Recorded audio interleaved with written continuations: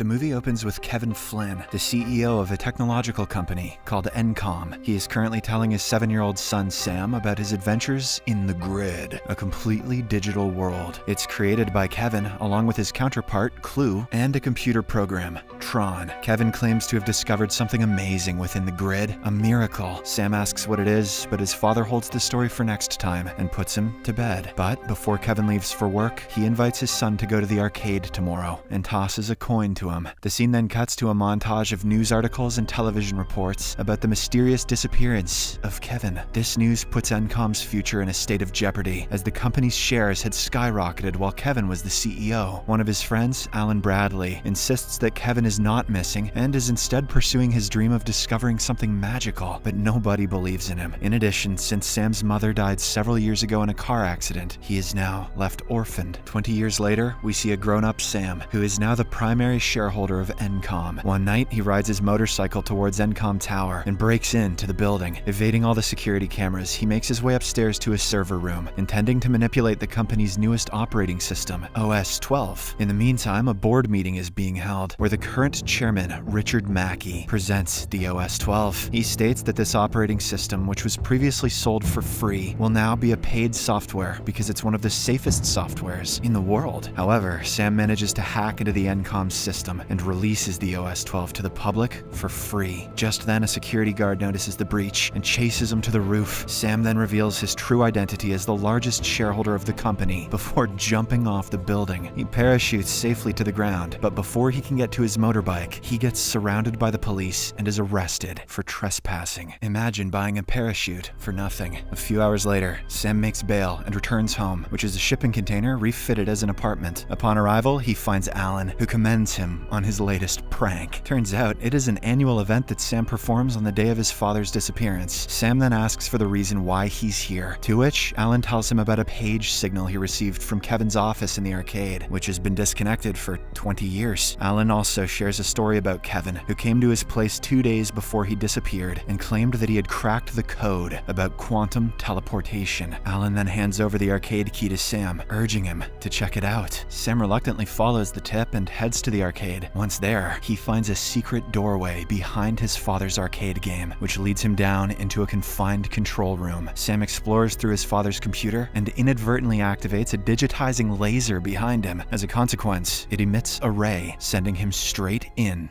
to the Grid. A confused Sam then walks out from the arcade building, only to realize that the environment has completely changed. Soon after, he's captured by a spacecraft-like vessel called Recognizer. On board, an AI program restrains him, along with the other computer programs, and he is assigned to participate in the games. Sam is then taken to a room where he is equipped with armor and an identity disc. Following this, he is delivered to Disc Wars Arena, where he has to fight several other computer programs and overpower all of them to win. Despite being initially nervous, Sam swiftly adapts to the combat style and starts defeating the opponents one after another. He eventually makes it to the final round, where he faces a professional program named Rinsler. Rinsler turns out to be a much stronger and experienced fighter who quickly subdues Sam. When the program is about to deliver his final blow, he notices Sam bleeding and suddenly recognizes him as a user. As a result, he takes him to the Grid's boss, who resembles Kevin exactly. Amazed to see his father, Sam asks if they can go home, but his request is denied. The boss then introduces himself as Clue, a counterpart of Kevin. After a brief conversation, Sam is assigned for another game, Light Cycle Grid. While being prepared for the game, he is secretly observed by a masked woman from a distance. For this game, Sam is provided with his own team, and his opponent is none other than Clue and his faction. Everyone is assigned with their own futuristic motorcycle, and the last man standing wins. Soon after, the battle begins, and the members from both teams are slowly eliminated one by one. Eventually, Sam and Clue are left as the sole survivors. Wasting no time, Clue launches his attack on Sam, making him fall off his bike. But before he can come back for the final blow, Sam is picked up by the earlier masked woman in her car and driven away from the arena. The woman introduces herself as Quorra and takes him to a secluded house house. There, Sam finally meets his real father, leading to an emotional reunion between the two. My dad is the dude? Come here, buddy. At dinner, Kevin asks Sam if he has any questions in his mind. The latter replies that he only has one question: why his father never came back home. Kevin then explains that he has been working to create a perfect computer system and had appointed Clue and Tron as its co-creators. Also, he couldn't find the milk. One day, the trio discovered a new, naturally occurring program called isomorphic algorithms, or ISOs, species Kevin referred to as the miracle earlier. Their makeup included biodigital genetics that Kevin believed could revolutionize the world. However, Clue saw them as imperfections, so he orchestrated a coup and ambushed Kevin and Tron, taking control of the system. Kevin somehow managed to escape, but the portal back to the real world closed on him, leaving him trapped. As for Tron, he was never seen again. Kevin adds that the portal can only be opened from the outside of the grid. With Sam's arrival, the portal is currently open, but it'll close after exactly 8 hours. Hearing this, Sam argues that they have time to escape, but his father refuses to go because it's exactly what Clue wants. Kevin discloses that his identity disc is the master key and the only way to traverse the portal. As a result, Clue expects Sam to bring his father to the portal so that he can take the master key and travel to the human world to impose his idea of perfection. Moreover, he's certain that it was Clue who sent the page message to Alan, not him. Despite this, Sam is still optimistic that if he can make it to the portal, even without his dad, he and Alan can shut down Clue from the outside. Understanding Sam's frustration, Quorra goes to his room later and offers help. She then tells him about a program in the city named Zeus, who might be able to provide him with a safe passage to the portal. With this information in hand, Sam takes his father's vintage vehicle and goes in search of Zeus. Upon arriving in the city, he abandons the vehicle in the middle of the road. This allows Clue's operatives to locate it and further trace its point of origin, Kevin's secluded house. Meanwhile, Kevin finds his son missing, so he ultimately decides to come out of hiding and go after his son. After wandering around for a while, Sam is approached by a woman, Jem, who offers to take him to Zeus's club. Once there, he meets an eccentric guy, Castor, who promises to take him to Zeus. However, Castor instead brings him to his private room, where he reveals himself to be Zeus. On the other hand, Clue and his henchmen travel to Kevin's house, but find the place empty. Back at the club, Sam asks for Zeus's help to reach the portal, and the latter pretends to oblige. But in an unexpected turn of events, he betrays Sam in favor of Clue. His guards soon infiltrate the club. A fierce battle then ensues between Sam and Clue's guards. Not long after, Quorra and Kevin show up at the scene to assist him. Unfortunately, Quorra's arm is cut off amidst the fight, forcing them to flee. As the trio makes their way out, one of the Clue's guards manages to steal Kevin's disc, and Zeus seizes it from the guard. In the aftermath, Sam and Kevin argue over their next course of action, with the latter berating his son for not obeying him. They then decide to board a freight train called Solar Sailor, which will take them to the portal before Clue can get there. On their way, Kevin repairs Quorra's arm, during which he reveals that she is the last surviving ISO. In the meantime, Clue arrives at the club where Zeus hands over the identity disc to him, hoping that both of them could build a mutual relationship. However, Clue betrays him and blows up the entire club, along with Zeus and Jem. Back on the Solar Sailor, Quorra wakes up after a successful reboot. She then has a brief conversation with Sam, during which she shares her story about how she met his father. Turns out that Kevin saved her from Clue's assault during the Purge. As their conversation unfolds, Quorra expresses her desire to see what the real world looks like. In response, Sam tries to explain the features of the sun. It's really bright. Shouldn't look at it.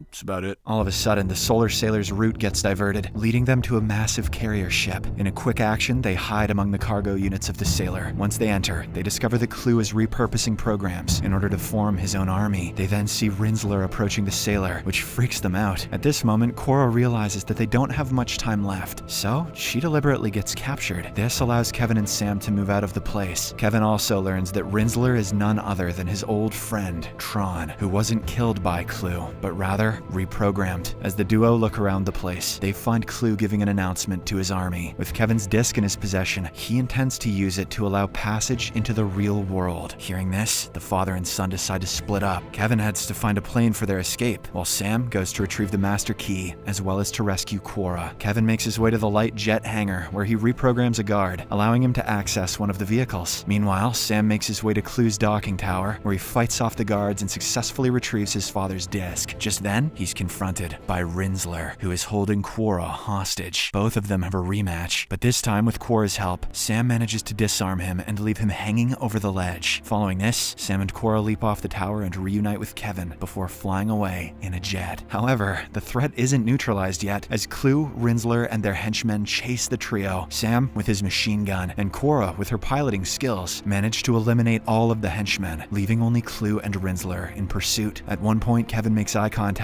with Rinzler, causing him to regain his memories of being Tron. As a result, he abandons the chase and deliberately collides with Clue before falling into the sea of simulation below. As the trio fly towards the portal, Kevin cleverly asks Quorra to swap their identity disk. Upon arrival, they are confronted by Clue, who claims that he was simply following the directive programmed into him. He further asserts that it was Kevin who betrayed his promise to make a perfect world together. Kevin acknowledges his fault, but also says perfection is impossible because it's unknowable. This infuriates Clue, so he ends up attacking Kevin. But despite the chaos, Kevin yells at Sam and Quorra to continue to the portal. Simultaneously, Clue seizes what he believes to be Kevin's disc, only to discover that it's Quorra's. By this time, Sam uses the real master key to activate the portal. Frustrated and furious, Clue jumps to reach them, but Kevin uses his power to pull him back. He watches tearfully and with pride as his son and Quorra depart. He then merges himself with Clue, which causes a huge explosion and destroys the entire virtual world. Back in the real world, Sam saves the grid system onto a microchip which he wears around his neck. He then pages Alan, summoning him to the arcade. Sam shares his decision to take over ENCOM and says that he wants Alan as a chairman. As he walks out of the arcade, he's greeted by Quorra, who asks what they'll do next. In response, Sam tells her that he has something to show her and takes her for a ride on his motorcycle. As they hit the countryside road, Quorra is awestruck to witness the view of a beautiful sunrise for the first